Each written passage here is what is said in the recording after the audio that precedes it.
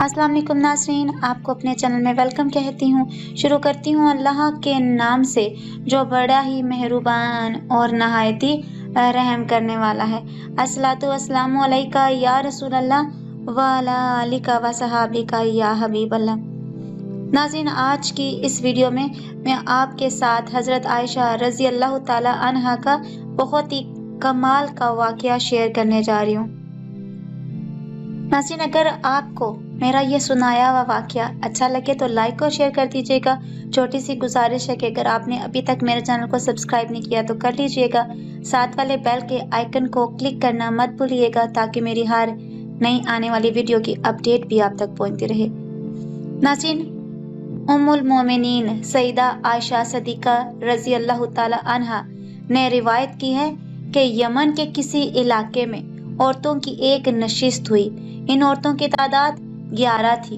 जिस तरह के औरतों की आदत होती है कि वो बैठकर एक दूसरे की बातें ज्यादा दिलचस्पी से करती हैं, उन्होंने अपनी मजलिस में अपने अपने खामदों की खूबियां और आदात जिक्र की और कमाल फसाहत और बलागत से और साफ बयान किए। लेकिन ज्यादा हैरत तो रिवायत करने वाली सईदा उम्मुल मोमिनीन की है, जिन्होंने इन्हें कमाल बलागत से बयान किया। नबी करीम सल्लल्लाहु अलैहि वसल्लम ने इस बलीग कलाम को सुनकर अपना शुमार कुल में किया। में बलागत बरकरार रखने की कोशिश की जाएगी।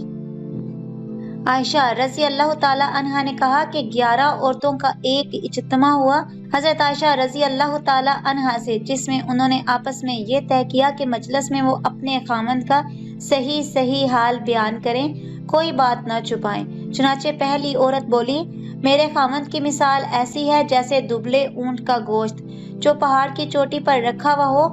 ना तो वहां तक जाने का रास्ता साफ है कि आसानी से चढ़कर इसको कोई ले आए, और ना ही वो गोश्त ऐसा मोटा ताजा है जिसे लाने के लिए इस पहाड़ पर चढ़ने की तकलीफ गवारा करे। दूसरी औरत उमरा बिनते उमरू तमीमी नामी कहने लगी, मैं अपने खामंद का हाल बयान करूं तो कहां तक करूं? इसमें इतने ऐब हैं, मैं डरती हूँ कि सब बयान न कर सकूंगी। इस पर भी अगर बयान करूं तो इसके खुले और छुपे सारे ऐब बयान कर सकती हूँ। तीसरी औरत हाय बिनते कहब यमानी कहने लगी, मेरा खामंद क्या है, एक ताड़ का ताड़ यानी लंबा तड़ंगा है। अगर इसके ऐब बयान करूं तो तलाक तैयार है, अगर खामोश रहूं तो उधर लटकी रहूं। चौथी औरत महदो बिनते अबी हरुमा कहने लगी कि मेरा खामद मुल्क तहमा की रात की तरह मोतदल, ना ज्यादा गर्म ना बहुत ठंडा, ना इससे मुझको खौफ है और ना उकताहट है।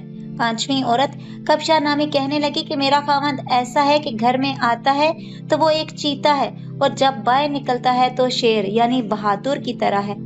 जो चीज घर में छोड़कर जाता है इसके बारे में पूछता ही नहीं कि वो कहाँ गई। इतना बेपरवाह है, जो आज कमाया इसे कल के लिए उठा कर रखता ही नहीं, इतना सखी है।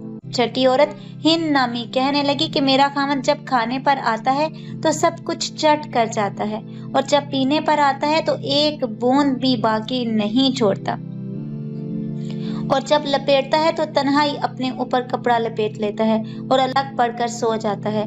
मेरे कपड़े में कभी हाथ नहीं डालता कि कभी मेरा दुख दर्द कुछ तो मालूम करे।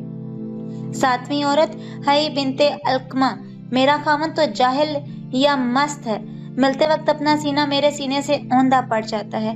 दुनिया में जितने अहब लोगों में एक एक करके जमा है वो सब इसकी जात में जमा है।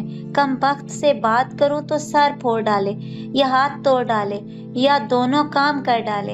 हाँ, आठवीं औरत यासर बिनते ओस कहने लगी, मेरा खामत छूने में खरगोश की तरह नरम, खुशबू में सूंघो तो जाफरान जैसा खुशबूदार है।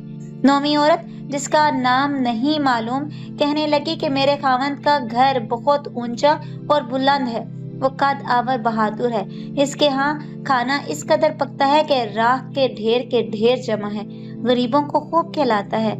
लोग जहाँ सुलह और मशवरे के लिए बैठते हैं यानी पंचायत घर, वहां से इसका घर बहुत नजदीक है।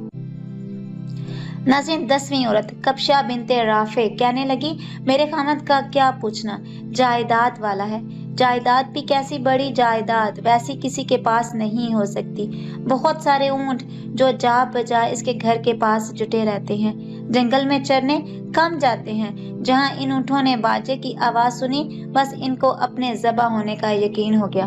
11ویں عورت زرا بنت اکمیل بنت سعدہ کہنے لگی، میرا خاوند ابو ذرا ہے، اس کا کیا کہنا ہے؟ اس نے میرے کانوں کو زیوروں سے بوچھل کر دیا ہے اور میرے دونوں بازو چربی سے پھلا دیے ہیں، مجھے خوب کھلا کر موٹا کر دیا ہے کہ میں بھی اپنے تئیں خوب موٹی سمجھنے لگی ہوں۔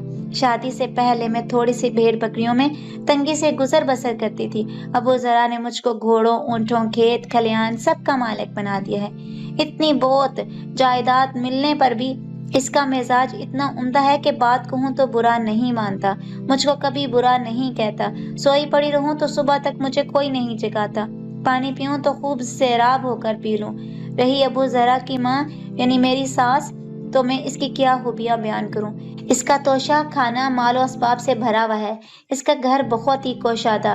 ابو ذرا کا بیٹا وہ بھی کیسا اچھا خوبصورت، نازک بدن، دبلا پتلا، ہری چھالی یا ننگی تلوار کے برابر اس کے سونے کی جگہ، ایسا کم خوراک کہ بکری کے 4 ماہ کے بچے کا دست کا گوشت اس کے پیٹ بھر دے۔ ابو ذرا کی بیٹی وہ بھی سبحان اللہ، کیا کہنا، اپنے باپ کی پیاری، اپنے ماں کی پیاری، تابعدار، تابع فرمان، اطاعت گزار، کپڑا بھرپور پہننے والی، موٹی تازی، سوکن کی جلن۔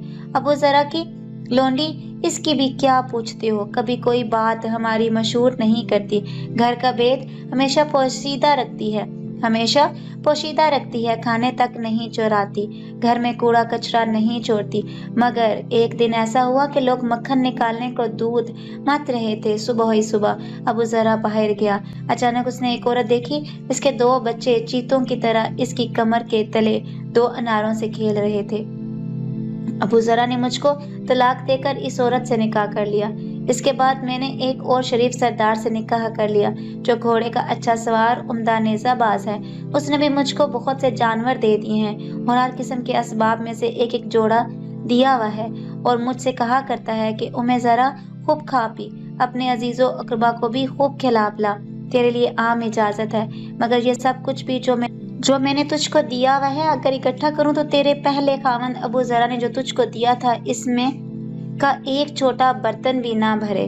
ناظرین، یہ واقعہ یمن کا ہے۔ آج کی اس ویڈیو میں اتنا ہی۔ اپنا بہت سا خیال رکھیے گا، مجھے اپنی دعاؤں میں یاد رکھنا مت بھولیے گا۔ ملتے ہیں اگلی ویڈیو میں، تب تک کے لیے اللہ